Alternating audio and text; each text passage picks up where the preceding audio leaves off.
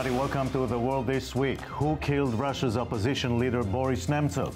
British Prime Minister Cameron vows to hunt down jihadi John, who turns out to be a guy from London. Obama's National Security Advisor Susan Rice turned the heat on Israeli Prime Minister Netanyahu. It's destructive of the fabric of the relationship. And generations of Star Trek fans mourn the death of actor Leonard Nimoy, who played Dr. Spock. These are some of the issues we'll touch upon this Sunday. We are here now with panelist Professor Yossi Shane of Georgetown and Tel Aviv University. Hello to you. Good morning. And Tal Shalev, I-24 News correspondent. Hello, Tal. Hiya. Well, Tal, as we speak, Prime Minister of Israel, Benjamin Netanyahu, is on his way to Washington to this speech before Congress, and this week was ugly.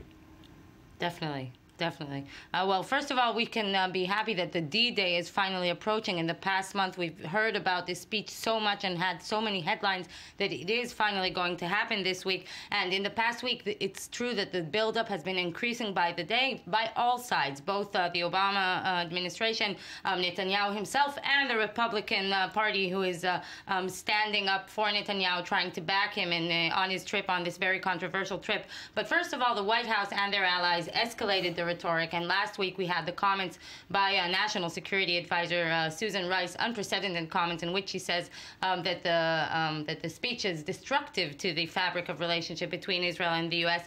And this is a clear snub coming from the White House. That was followed by comments by Secretary of State John Kerry. Let's hear that. The relationship between Israel as a country and the United States as a country has always been bipartisan.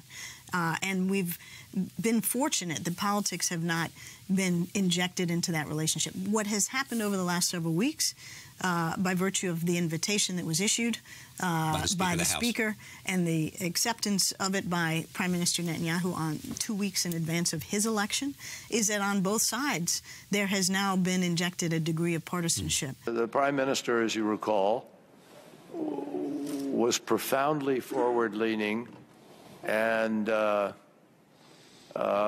outspoken about the importance of invading Iraq under George W. Bush, and we all know what happened with that decision.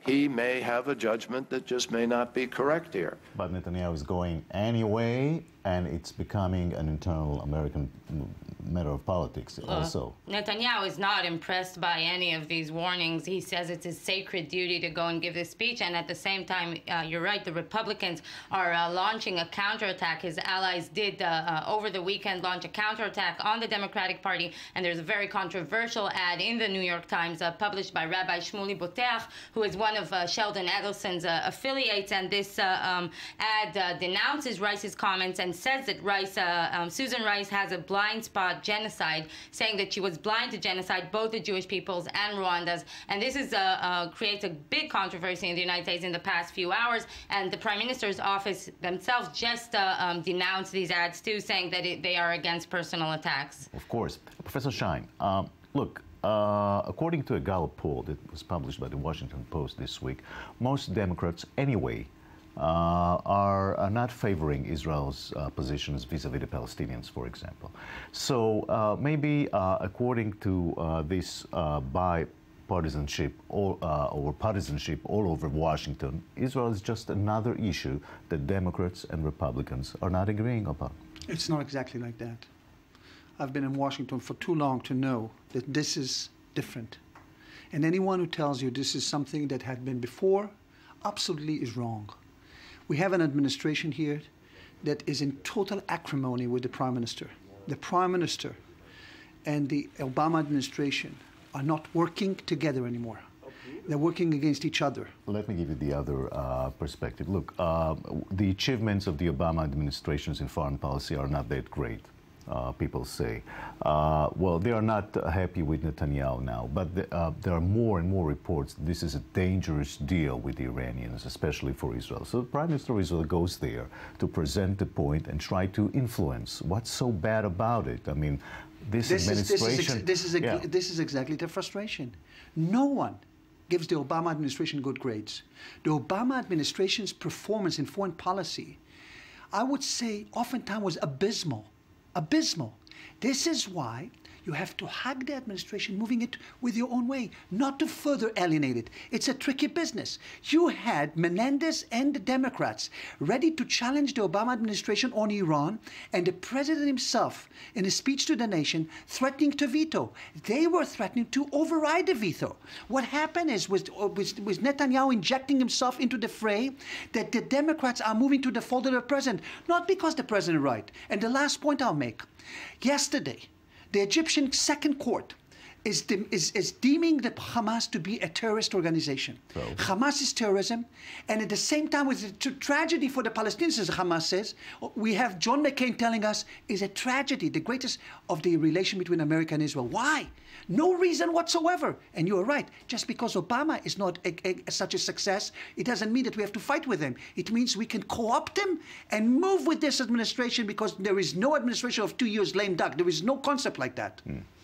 Nobody denies that this is Netanyahu's life mission has been, I think, to prevent the nuclear program. I want to ask you, how does it play in Israeli politics in the middle of this campaign? Well, that's the thing, that this is definitely, it has a big, a very strong spirit and odor of the politics, because Netanyahu is quite sure that he will return from Washington with 2 more points in the polls. Netanyahu, first of all, it's a perfect getaway from all of the scandals and controversies. Oh, you mentioned scandals. We're in the middle of a very mean campaign here, and they injected Ms. Sarah Netanyahu, the First Lady, so-called, Netanyahu's wife, into this. What's going on? Well, the First Lady and her husband do claim that they are subject to persecution, but that can be challenged, I think, especially when you take into account that, like, for example, this magazine, this is the At magazine. It's a very popular women's magazine, and this is the First Lady. And she took these photos with a new stylist to try and present her new style, and that, of course, turned into just another controversy, because she tried to backtrack her appearance after she discovered that the other, or maybe the challenger for the job of the First Lady, Michal Herzog, wife of the leader of the Zionist Union, Yitzhak Herzog, was also in this issue. So that created another controversy, and they keep going on. Never a dull moment. Tal and Professor Schein, thank you very much. Thank you. So, where do we stand on Iran and the nuclear talks? We want to speak with Barbara Slavin. She's a senior fellow at the Atlantic Council. It's a think tank in Washington, D.C., and thank you very much for joining us from Washington. It's my pleasure. Israeli Prime Minister Netanyahu says that it's a bad deal. Secretary of State Kerry says there's no deal. Who should we believe? Well, frankly, there is a deal, and it's going to come soon. John Kerry is correct when he says there is no deal yet, but as you know, the United States and Iran, other countries have been working intensively on this agreement, particularly in the last couple of weeks, and the expectation in Washington is that there will be at least the framework of an agreement by the end of March. All right, the big question, is Iran going to become a threshold nuclear power after this? Iran is already a threshold nuclear power. The purpose of an agreement is not to change that status, but to make it very, very difficult for Iran to become an actual nuclear power. The deal, as we understand it, would last for 15 years, with some restrictions phased out in the last 5 years of an agreement. But it would keep Iran verifiably from developing nuclear weapons. Okay. Now, so Iran is going to get many years to adjust to this deal, but there is no stick here, only carrots. I think there's a tremendous threat of punishment. If Iran were to violate this agreement, assuming we get this agreement, you would see sanctions reimposed, you would see Iran isolated again. The point of the agreement is to make it in Iran's interest to put incentives down, as well as punishments, so that it's in the interest of the Iranian government to stay at the threshold state, not to cross the line. But do you think that Netanyahu can really pressure the Obama administration with his speech to Congress this week? No, I don't think he can. It's really too late for that. The Obama administration was, until recently, very, very good about keeping Israel informed about the details of these nuclear negotiations. But they stopped sharing the details because there were leaks of sensitive information from the Prime Minister's office. So I think, he had his impact. His threats to attack Iran a few years ago helped convince the international community to put very, very tough sanctions on Iran. And those sanctions helped elect President Rouhani and helped bring us to the point where we are today. But the deal that is emerging is the best deal that can be gotten. So no, I'm afraid that his speech is just going to be divisive. It's already causing a lot of criticism from even some Republicans as well as Democrats. And I really wish he would reconsider. There's also speculation that this license to Iran will trigger a whole nuclear race in the Middle East. Do you share that opinion? No, I don't. I think that the countries that are mentioned are not in a position to develop nuclear weapons and would not benefit from that. Saudi Arabia, for example, doesn't even have a rudimentary nuclear infrastructure. It doesn't have the scientists, the capacity. The UAE does not. But Iran is a well-developed culture with excellent scientists, a big scientific infrastructure, and that's why Iran has been able to get to this point, although admittedly very slowly. Barbara Slavin in Washington, D.C., thank you very much. Sure, it's my pleasure. The Jewish community in the United States has been following the latest skirmishes between the Obama administration and the Prime Minister of Israel, Netanyahu. Most vocal was J Street, the left-leaning liberal lobby in Washington, and we are joined now by J Street Executive Director Jeremy Ben-Ami in Washington. Thank you for joining us. Thank you for having me.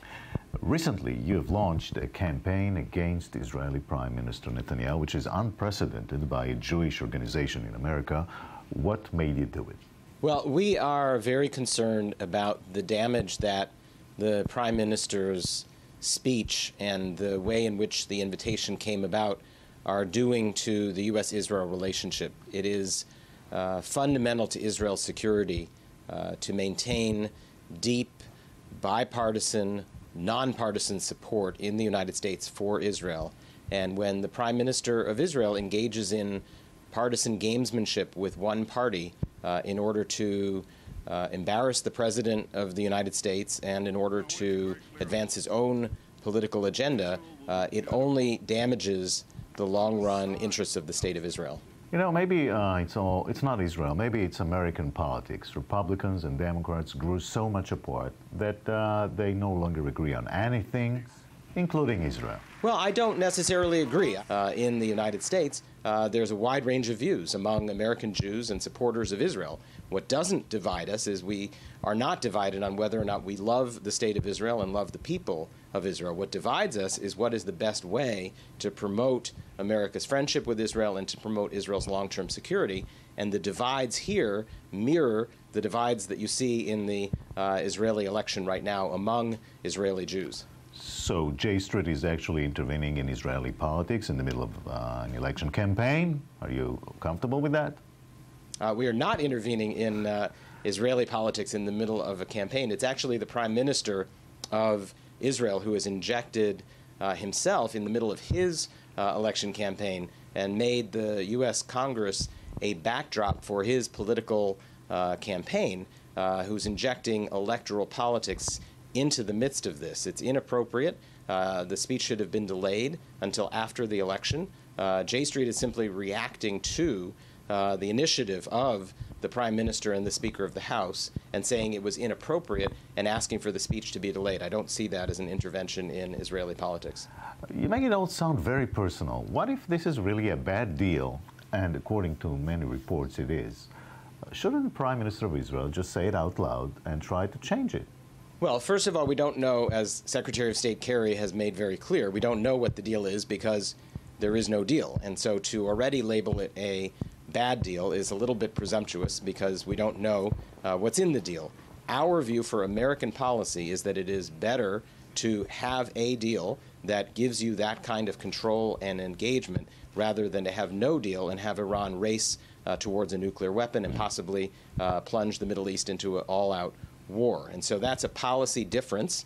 We view this, and I think the administration views actually closing a deal as the right approach to preventing Iran from getting a nuclear weapon. Maybe the fundamental problem is that there's a Democratic administration in the White House and a right-wing prime minister in Israel. As long as you have a government in one country that's led by people who think one way and a government in the other country led by people who think another way, there will be conflict. You're right. If there were a center-left government in Israel and a center-left government in the United States, then, in fact, there would not be a policy divide. But I think what is important to remember is that both Republicans and Democrats, people on the right and the left, do love the state of Israel and care about the people of Israel, and that is not what divides us. What divides us is the best way to pursue and promote Israel's long-term health and security. Jeremy Ben-Ami in Washington, thank you very much. Thank you very much. This has been The World This Week. We'll see you here next Sunday. Have a great week.